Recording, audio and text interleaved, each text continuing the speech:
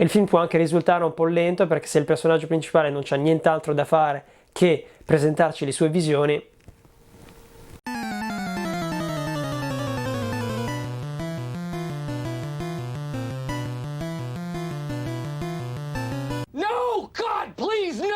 And here we are officially in the month of Halloween, but to be honest I watch horror films for the entire rest of the year, so there is nothing special about Halloween, but I know there are a lot of people who like their traditions, so that's why I decided that the next 4 videos, if I'm not mistaken, will be horror themed. And today we're gonna be looking at Italian contemporary horror cinema. Devo stendermi la lenzuola con la biancheria nel mezzo.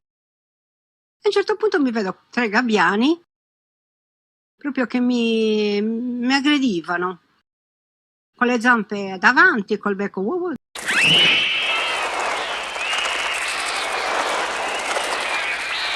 I was actually surprised to find out that even the Wikipedia page on Italian horror cinema is incredibly short and you can go through it in less than an hour or 30 minutes. So you've got films from Mario Bava, you've got films from Lucio Fulci, you got films by the great Dario Argento, and those are films that actually have gathered a lot of international following, and I wanted to look at what is happening actually right now in Italy.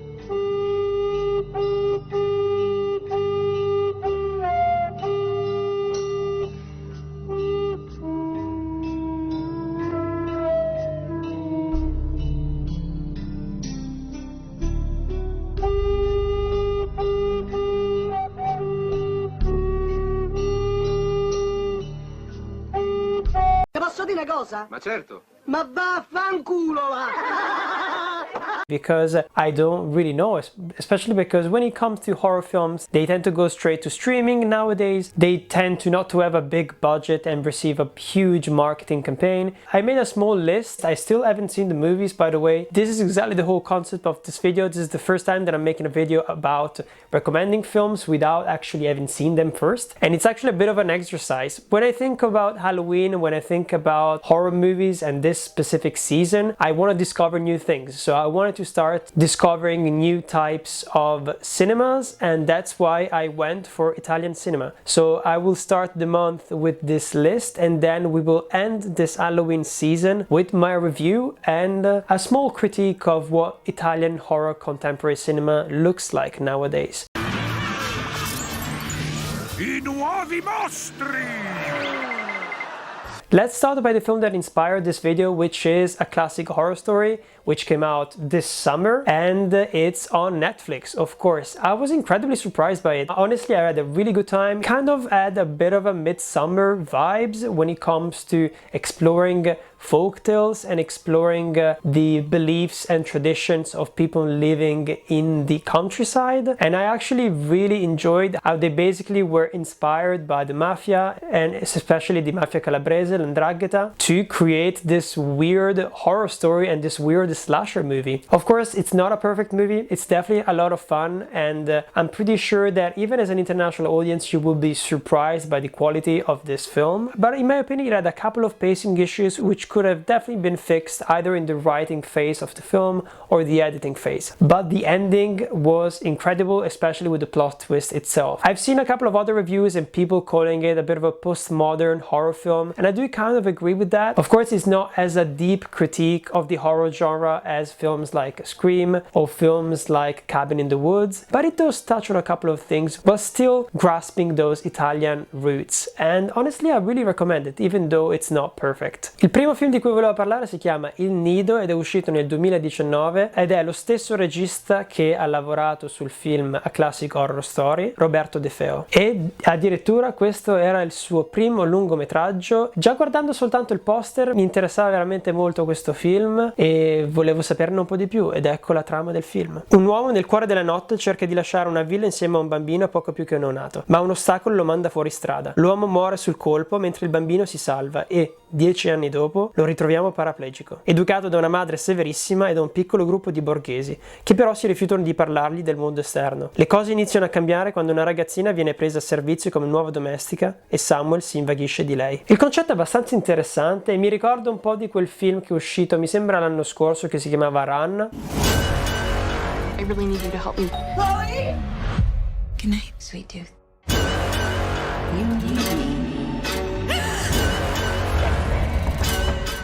Quindi l'idea, diciamo, di essere una persona disabile, di essere una persona che non può accudirsi di se stesso e di avere, diciamo, una famiglia abbastanza tossica e che non ti permette di interagire con il mondo esterno. Il prossimo film è un altro film del 2019 del regista Pupi Avati, che a quanto pare è abbastanza famoso e ha già girato un sacco di film, soprattutto negli anni 80, ma io non ho mai sentito parlare. Questo film qua si chiama Il Signor Diavolo. Siamo nel 1952 in un paesino padano in cui credo e sono la medesima cosa. La società rurale può essere spietata con le sue sagrestie e le sue osti consacrate. A causa di un crimine, qualcuno della città viene chiamato per investigare. Ed è qui che poi mi pongo un sacco di domande, soprattutto sul fatto che in Italia ci sono talmente tante tradizioni, talmente tante favole, talmente tante storie, diciamo, anche medievali e storie che comunque fanno parte delle tradizioni e che sono arrivate al giorno d'oggi, e non capisco perché non siano state portate al cinema. Mi ricordo un po' del film Il racconto dei racconti, che mi era piaciuto veramente tanto e veramente mostrava tutta la cultura e la tradizione italiana e il suo potenziale, e mi sembra che comunque questo film sia comunque in quella vena là. Il prossimo film si chiama The Wicked Gift ed è uscito nel 2017, girato dal regista Roberto D'Antona.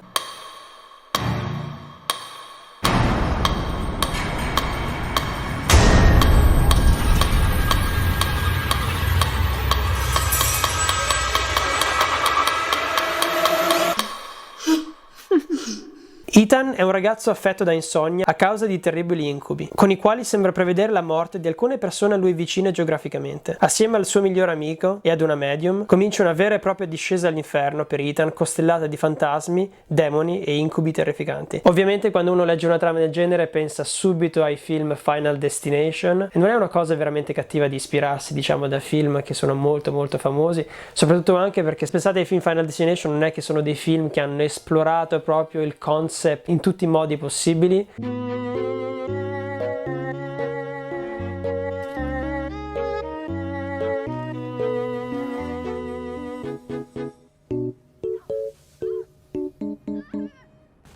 L'unica cosa che hanno fatto è ogni film praticamente si sono inventati dei nuovi modi incredibilmente complicati per ammazzare la gente. Ma alla fine mi piace molto il concetto, spero soltanto che non sia uno di quei film in cui passiamo tipo l'80% del film soltanto a guardare le visioni e il personaggio principale che deve reagire, diciamo, delle cose che saranno poi aggiunte al montaggio, no? E il film può anche risultare un po' lento, perché se il personaggio principale non c'ha nient'altro da fare che presentarci le sue visioni.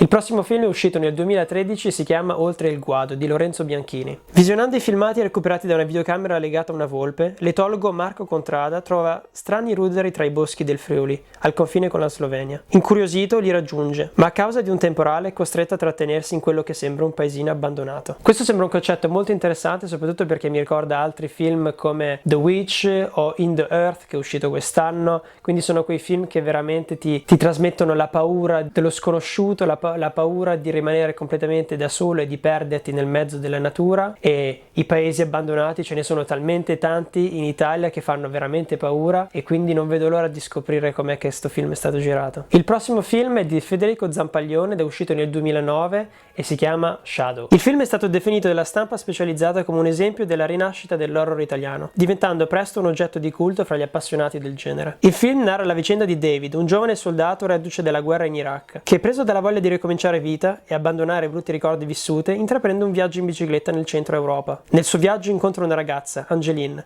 e un paio di cacciatori senza scrupoli. I due giovani, mentre stanno correndo in bici, si imbattono nei due cacciatori e parte un inseguimento che porta i quattro in una zona che pare sia infestata dai fantasmi di un gruppo di ribelli che anni prima era stato bruciati vivi nella miniera. Questo è un concetto abbastanza interessante e abbastanza complicato. Mi piacciono un sacco i film horror che comunque cercano un po' di mischiare un sacco di generi diversi, e utilizzare il PTSD della guerra in Iraq potrebbe essere una cosa molto molto interessante. Comunque questo era l'ultimo film che considero come contemporaneo, quindi siamo arrivati fino al 2009. Il presidente francese Emmanuel Macron definisce l'Italia irresponsabile e cinica sull'immigrazione.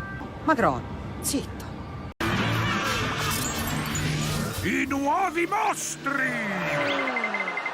Quindi non vedo l'ora di scoprire questi 5 film qua e poi vi farò sapere che cosa ne ho pensato. Casomai avete tempo, ovviamente potete cercare questi film sulle piattaforme di streaming e guardarli allo stesso tempo con me, e poi mi potete mandare dei messaggi e farmi sapere che cosa ne avete pensato, e così potrei anche, se volete, introdurre i messaggi che mi avete mandato nel prossimo video che girerò poi alla fine di ottobre, no? Having said that, I actually decided to make this an hybrid video because I didn't want to make this specifically for Italian audiences, because I'm pretty sure that if you are a horror fan and if you live in Italy, you've probably seen all of these films and you've heard about them. So I wanted to open up my audience, my international audience, to films that maybe you've never heard of, and to have a look at the state of the contemporary horror cinema in another country that is not English speaking. I really hope that you like this video, and I really hope that you tune in for Halloween to find out what I thought about all of these films put together and about the state of Italian cinema right now. If you have any favorite Italian horror films, let me know in the comments. Don't forget to like and subscribe because it always helps. I'm Patrick, and this is Torn Apart. Una mattina mi sono alzato, bella ciao, bella ciao. Vaffanculo, va. Ta-ta-ra-da-da.